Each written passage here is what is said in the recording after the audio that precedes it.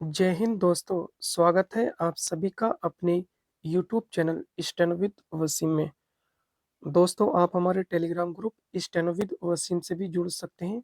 वहां पर महत्वपूर्ण शब्दों की आउटलाइन आप सभी को प्रोवाइड की जाती है। चलिए स्टार्ट करते हैं 5 सेकंड बाद। Ready, start.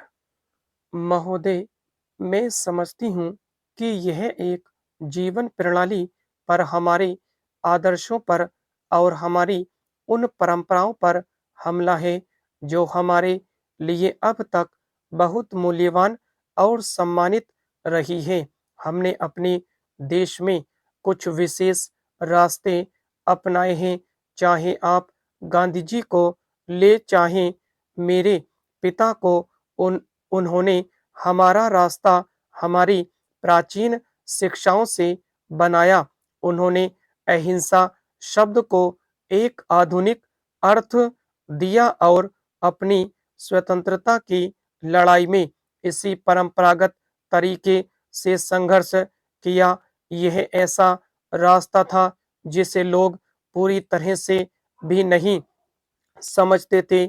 मुझे याद है जब मैं छोटी सी लड़की थी, लोग हमारा मजाक उड़ाते थे और हम पर ताने कसे जाते थे, लेकिन हमारा विश्वास था कि हम सही मार्ग पर चल रहे हैं और दृढ़ता पूर्वक इस मार्ग पर चलते रहे।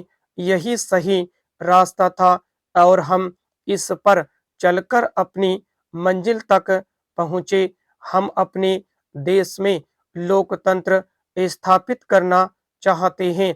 चारों ओर निरंकुश शासन की शिकायत की जा रही है, लेकिन मुझे इस बात का संदेह है कि संसार में अन्यत्र ऐसा उदाहरण मिल सकता है जहां किसी लोकतंत्र में इतनी बड़ी बहुमत वाली राजनीतिक पार्टी इस प्रकार विभाजित विपक्ष की बातों को इस प्रकार बर्दाश्त कर रही हो। विपक्ष को लोकतंत्र में महत्वपूर्ण भूमिका निभानी होती है, लेकिन मैं यह निवेदन करना चाहती हूँ, कभी कभी कुछ लोग इस बात का अनुचित लाभ उठाना चाहते हैं और इसके परिणाम स्वरूप हमें ऐसे दृश्य देखने को मिलते हैं जो आज बाहर दिखाई पड़ रहे हैं।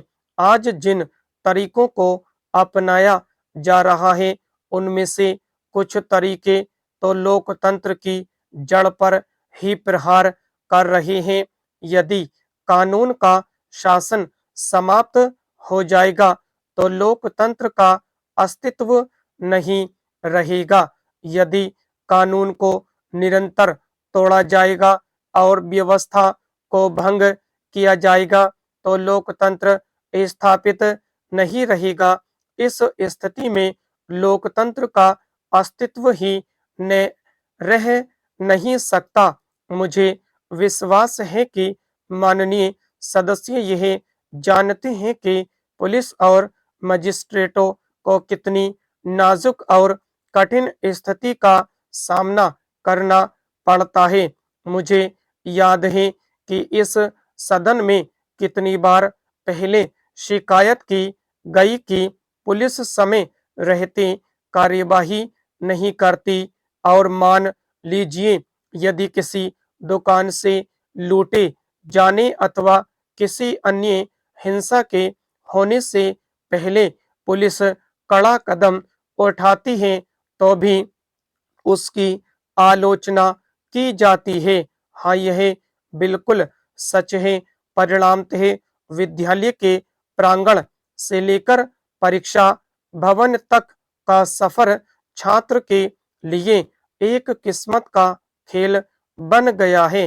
तथाकथित परीक्षा विशेषज्ञों और शिक्षाविदों ने परीक्षा पद्धति को एक प्रयोगशाला समझकर इतने प्रयोग छात्रों पर थोप दिए हैं कि अब परीक्षार्थियों की तो बात अलग, स्वयं उनके शिक्षक भी इस गोरख धंधे में उलझे दिखाई दे रहे हैं। स्टॉप।